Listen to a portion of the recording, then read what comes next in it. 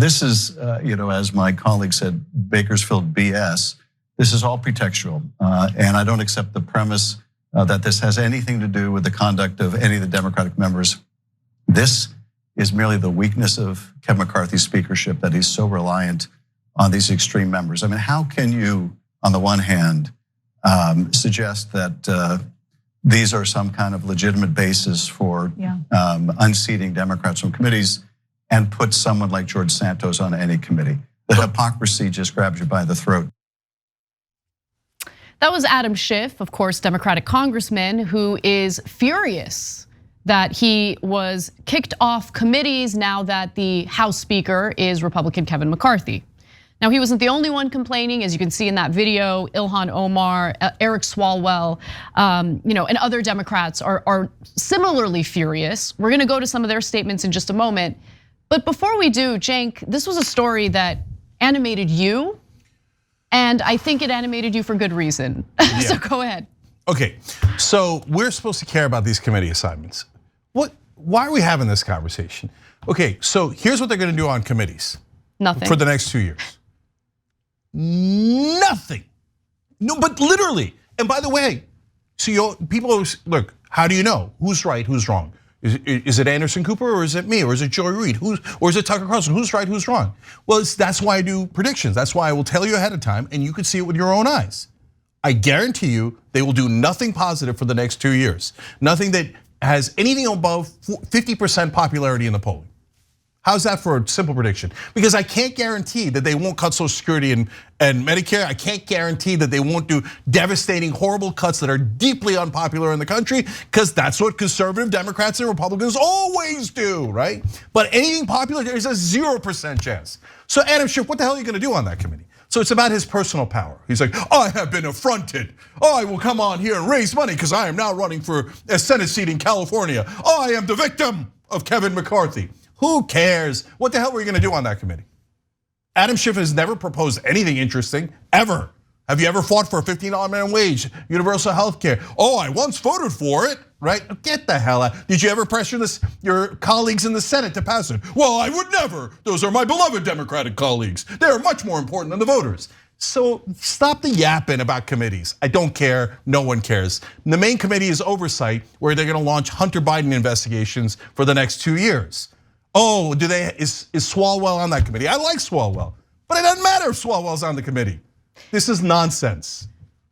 It's just, the thing is, during the first 2 years of Biden's administration, when Democrats had control of both chambers in Congress, the House did pass important legislation. So I don't want to minimize that, but they did so knowing that the legislation would make its way to the Senate where it would die, because Democrats want to maintain that legislative filibuster, right? So it's real easy to do the political virtue signaling of voting in favor of legislation that your constituents want, when you know that that legislation is gonna die in the Senate and your donors will still be happy.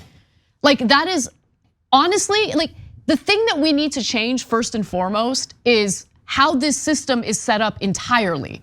So your committee assignments don't matter if we need literally 60 Democrats who aren't corrupt in the Senate for that legislation to ultimately pass. Yeah, we do honest reporting and analysis here. So I'm gonna be honest with you guys. There's two categories of Democrats in the House. One is the suckers, and those are the progressives.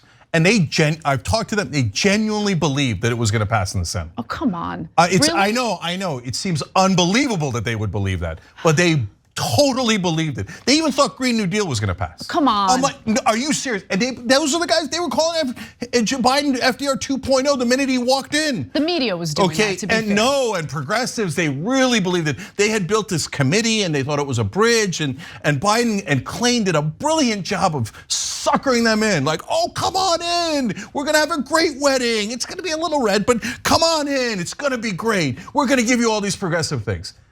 Biden said on day one at the Super Bowl interview, I'm not gonna do $15 minutes. That one's going to be difficult. Dude, you got in like 3 days ago. How did you decide it was difficult already? It was now the second group, the much, much larger group, 90% of Democrats in the House. They never meant a word of it. This is all games to them. It's all theater. By the way, the reporters also know it's theater. The only people that they don't share the news with as to the fact that they're all playing in an act is you guys. They never tell you, oh, by the way, we're all full of crap. None of this is real. We all know it's not gonna pass. And again, there are some reporters that fall into the sucker category though. And they're always like, I wonder if it passes the Senate. Now, how, guys, you can tell, again, we tell you what's gonna happen ahead of time. Well, if we were the radicals and we were wrong and mainstream media was so right, how come we are proven right every single time?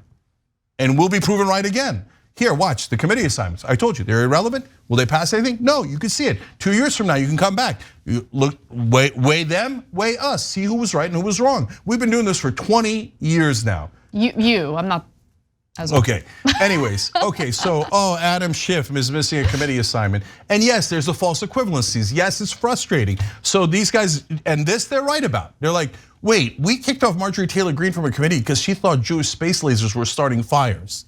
Okay, you're kicking off Schiff because he impeached Trump. He just did his job. So don't get me wrong, Schiff and Swalwell and Omar are right about the content, the substance of it, right? And what does the mainstream media do? Well, I can't tell. They're both kicked off of committees, and I guess it's even an Ilhan Omar's like an anti-Semite, right? Tit for tat, and no one can tell. What am I, a reporter? Am I supposed to figure it out? No, I'm supposed to be neutral. Well, what if both, by the way, what if the Republican and the Democratic positions are wrong? And you're in the middle of those two positions. How's that neutrality working out for you? What an insane standard. All that the media is telling you when they say we're neutral, we say whether they're Democrats or Republicans, we're balanced and neutral. They're saying we don't do the news. We just report political correctness. And the correct thing to do politically is to tell you they're both equally right. That is the worst journalism in the world. So that's what we have to deal with.